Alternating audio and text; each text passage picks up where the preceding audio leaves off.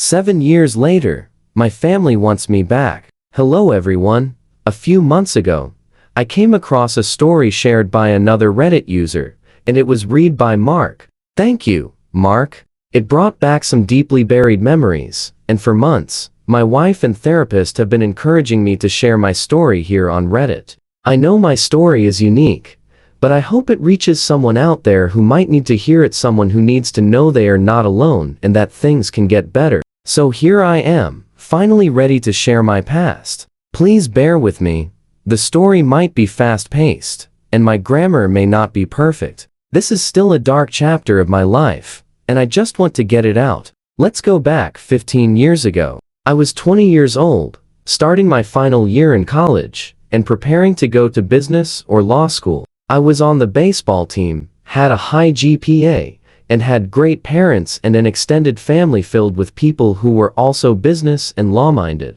Life was good. But then, everything changed. After baseball practice one day, I checked my phone, and it was loaded with hundreds of missed calls and texts, ranging from, "Pick up now," to "You monster." I was completely confused and thought it might be a prank. I stepped outside to call my mother, and as she picked up, screaming, my uncle appeared out of nowhere and punched me in the face, yelling that he was going to kill me. I hit the ground, my nose bleeding, and my dad was right behind my uncle, restraining him. My dad looked at me and said, "Get up and get your butt home." The drive home was terrible. My nose was broken, my eye was swelling, and I was completely confused. When I got home, the entire family was there. My mother was screaming at me, asking, Why did you do it?" My uncle was yelling to call the cops. I had no idea what was happening and screamed back, "What is going on?" That's when my cousin Amy,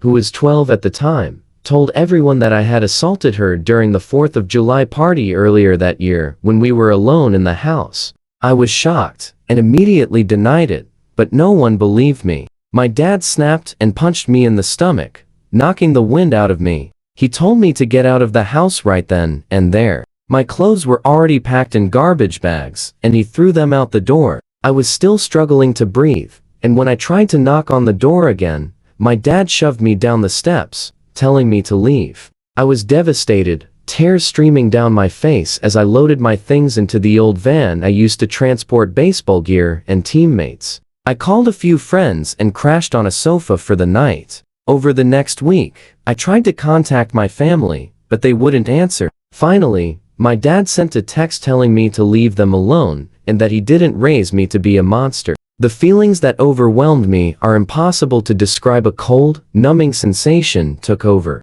A few weeks later, the university called to say my tuition was due, but my parents had always helped pay for school. I tried calling them again, but I was blocked. I didn't have enough savings to cover the rest of the year, and I couldn't get a loan because I had little income and no parental support. I had to quit the baseball team and find a full-time job to pay off the remaining balance. I lived in my van through a harsh winter, working overnight shifts to make ends meet. When graduation came, no one from my family showed up or called. That night, sitting in the van, I finally broke down. I bought several bottles of whiskey and descended into the darkest place I've ever been. For 2 years, I lived in that van, bouncing from job to job. My mental health was shattered. Whiskey and drugs became my only comfort, and I couldn't trust anyone. Summers and winters were brutal.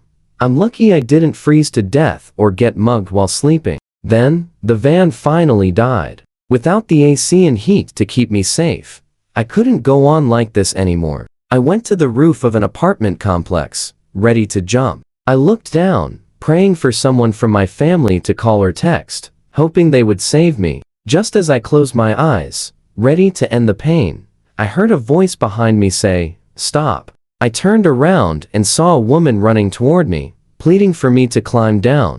My mind was racing, but my body hesitated. She extended her hand and begged me to come down, and it was like something took over me. I reached out, climbed down, and collapsed. The EMTs were called, and I was taken to the hospital. After 2 days, I was released. As I was walking out, I saw the woman who had saved me waiting for me. She ran up, asking if I was okay. My mind was still numb, and I simply said, no. She asked if I had any family to come get me. No. Did I have a place to stay? No. I just put my head down and started walking away. She asked, where are you going? I replied, don't know. She insisted, well, you can't just live on the streets tonight. Come to my place, and I'll cook you dinner. When I asked why, she said, because you look like you need a friend. So I went. Her name was Rachel, and she lived in a beautiful apartment filled with books and historical paintings. It felt like a museum. Rachel worked at her dad's company, and we talked for hours. I avoided talking about my past, but she didn't push. I stayed with her for 3 weeks as she helped me get a job at her father's company as a front desk worker. During that time, quit drinking and went cold turkey on the drugs. Rachel drove me to work every day, made me breakfast and dinner, and we spent a lot of time together. After 3 weeks, I started looking for my own place, telling Rachel she had done enough. She insisted I stay until I saw a therapist. My mind was fragile, and I reluctantly agreed. Over the next 4 weeks, Rachel paid for my therapy sessions, and I started to make some progress. Rachel then invited me to her father's birthday party, and it was filled with her family. The memories of that night with my own family flooded my mind, and I spent most of the time hiding. When the conversation turned to my past, I snapped. I revealed that my family had disowned me because my cousin falsely accused me of something I didn't do. I broke down, crying and begging to leave. Rachel's father, John, came over, put his hand on my shoulder, and told me he believed me. He said he could see the truth and hurt in my eyes. I collapsed into his arms, and Rachel's family gathered around me, offering their support. For the first time in years, I felt wanted. The next few years flew by. Rachel and I got married, and her father helped me go to business school. I got a great job at his company, bought my first car and house, and was expecting my first baby boy. I had been sober for 7 years and continued therapy. Life finally seemed to be letting me be free. I treated Rachel like the queen she is because she's the one who reached into the darkness and saved me. Then came the call. I was in my office when my phone rang. I didn't check the ID and just answered, "Hello, Op here." The voice on the other end said, "Oh my God, Op. It's Mom." I immediately hung up and nearly threw the phone. The memories and emotions came flooding back. My phone rang again, but I sent it to voicemail. I called Rachel, and she drove to my office to help calm me down. When I turned my phone back on later, there were dozens of calls and texts, most asking for forgiveness. But one message from my mother caught my attention. She explained that my cousin Amy, now 19, had come forward and told the truth about what happened all those years ago. She admitted that she had lied because she wanted attention and gifts. My parents were angry with her and wanted to make things right. They had always loved me and prayed for me. They asked me to call them. After 2 weeks of thought and daily therapy sessions, I decided to meet with my parents. I texted them the time and place and insisted they come alone. My wife and I rehearsed the conversation so I could stay calm, and we had a plan to leave if things got too heated. When we met at a coffee shop, my parents ran up to me with open arms, but my wife stepped in and told them, "No hugs, please sit." I ordered a Coke to chew on while we talked, and my wife held my leg as I began to speak. My parents explained that Amy had called a family meeting and confessed that she had lied. She wanted attention, and as a result, she had been treated like a princess, while I had suffered. My father apologized for hitting me, saying he was angry at the situation and took it out on me. Then I dropped the bombshell. I asked if they remembered that I wasn't even at the 4th of July party. I had been playing baseball in another state. Their faces went white. My mom nearly threw up, and my dad's eyes widened. My wife asked, "So you don't even remember if he was at the party?" My mother cried. It was such a chaotic day, and we believed her story. I yelled back, "You didn't even think to ask if I was there. You just threw me away without talking to me first." My father mumbled something about it being a tough time,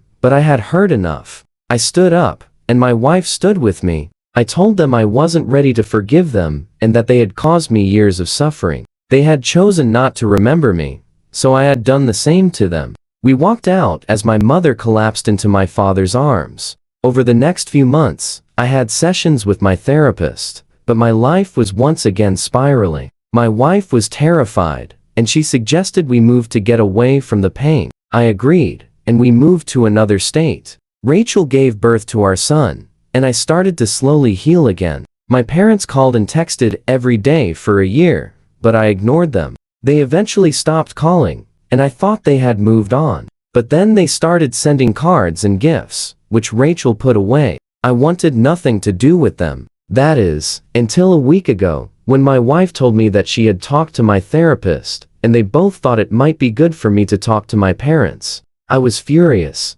but Rachel explained that the pain I was feeling was dragging me down, and our son needed me to be happy. It took a lot of convincing, but I finally agreed. I called my parents and told them we would meet at a neutral location. They were ecstatic and agreed. We met at a park, and when they saw our son, they cried. My mother asked to hold him, but I said no. We sat down and talked, and they apologized again, explaining that they wanted to be a part of our lives. I told them that they needed to earn that right. They agreed, and for the first time, I felt some closure. It's been 7 years since my family disowned me, and while I'm still on the path to healing, I have my wife and son by my side. My parents are trying to rebuild their relationship with me, but it will take time. The scars run deep, and some days are still tough, but I'm determined to keep moving forward. Thank you to everyone who has read my story. It's been a long journey, and I'm still walking the path to recovery.